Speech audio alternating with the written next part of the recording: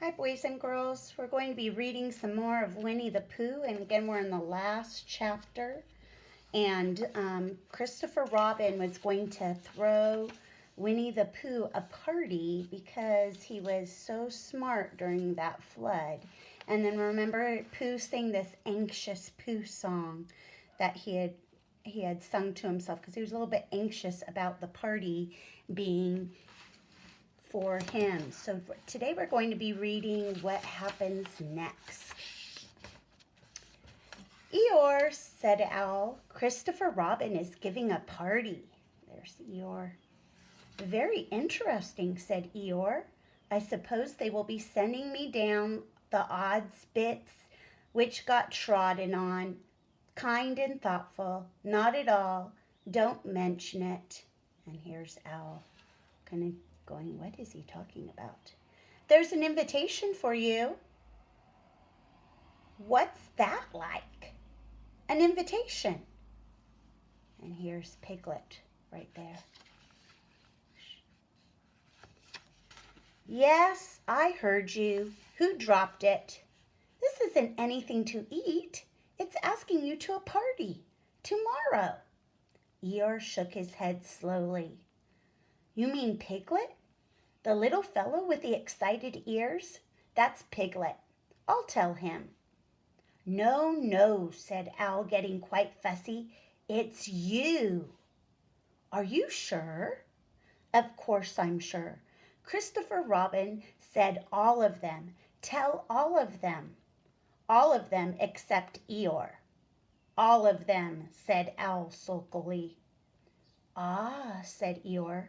A mistake, no doubt, but still I shall come. Only don't blame me if it rains.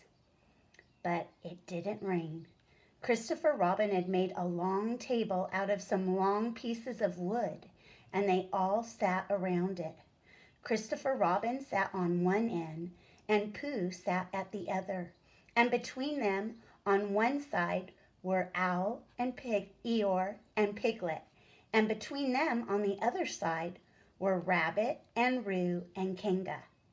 And all of Rabbit's friends and relations spread themselves about on the grass and waited hopefully in case anybody spoke to them or dropped anything or asked them the time.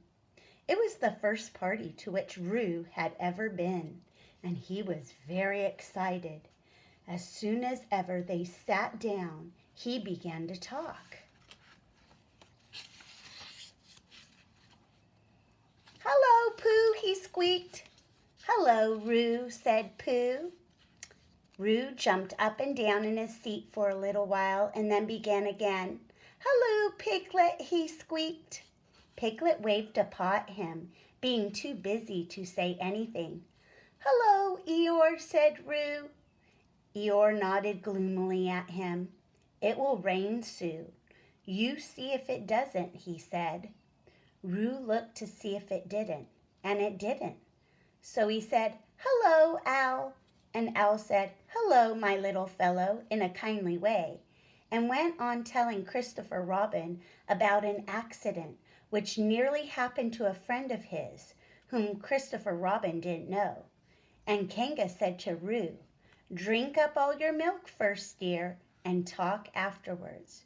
So Roo, there's Roo, was drinking milk, tried to say what he could do both at once, and had to be patted on the back and dried for quite a long time afterwards. Seems like Roo probably started choking on his milk when he was drinking it and trying to talk at the same time. When they had all nearly eaten enough, Christopher Robin banged on the table with his spoon, and everybody stopped talking and was very silent except Roo, who was just finishing a loud attack of hiccups and trying to look as if it was one of Rabbit's relations. This party, said Christopher Robin, is a party because of what somebody did, and we all know who it is, and it is his party because of what he did. And I've got a present for him, and here it is. Then he felt about a little and whispered, Where is it? While he was looking, Eeyore coughed in an impressive way and began to speak.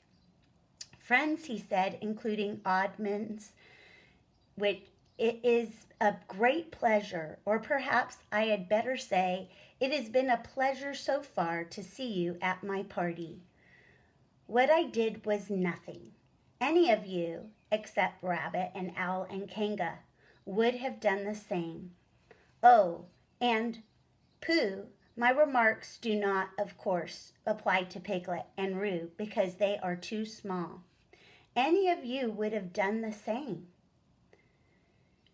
But it just happened to be me. It was not, I need hardly say, an idea of getting what Christopher Robin is looking for now. And he put his front leg to his mouth and said in a loud whisper, "Try under the table." That's what I did. But because I feel that we should all do what we can to help, I feel we should all... "Hump," said Roo accidentally. He hiccuped. "Roo, dear," said Kanga reproachfully. "Was it me?" said Roo, a little surprised. "What's Eeyore talking about?" Piglet whispered to Pooh. So nobody knows quite what Eeyore's talking about. "I don't know," said Pooh rather dolefully. "I thought this was your party. I thought it was once, but I suppose it isn't." "I'd sooner it was yours than Eeyore's," said Piglet.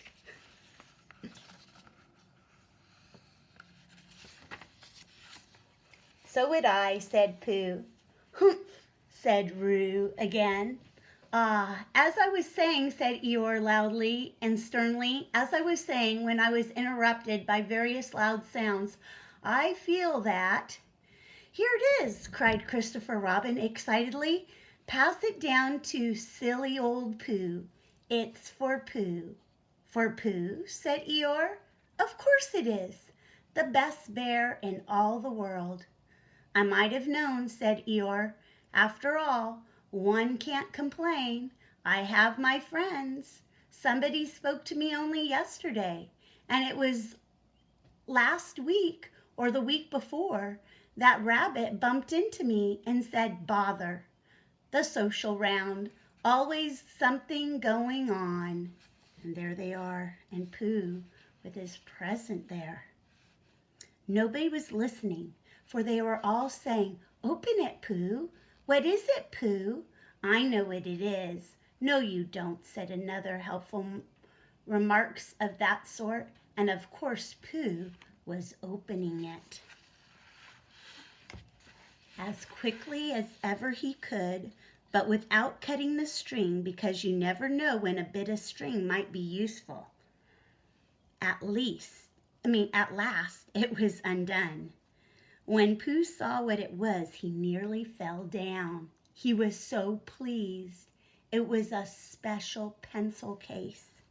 There were pencils marked in it with B for bear, and pencils marked with HB for helping bear, and pencils marked with BB for brave bear. And there was a knife for sharpening the pencils, and India rubber for rubbing out anything that which you spelled wrong. India rubber is what they used to call erasers. And because India was where rubber came from. And a ruler for ruling lines for the words to walk on. And inches marked on the ruler in case you wanted to know how many inches anything was. And blue pencils and red pencils and green pencils for saying special things in blue and red and green.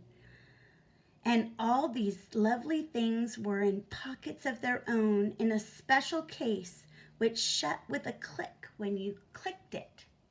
And they were all for Pooh. "Oh," said Pooh. "Oh, Pooh," said everybody except Eeyore. "Thank you," growled Pooh. But Eeyore was saying to himself, This writing business, pencils and whatnot, overrated if you ask me. Silly stuff. Nothing in it. Later on, when they had all said goodbye and thank you to Christopher Robin, Pooh and Piglet walked home thoughtfully together in the golden evening, and for a long time they were silent. And that's where we're going to stop for right now today, boys and girls. And I hope you enjoyed it. See you next time.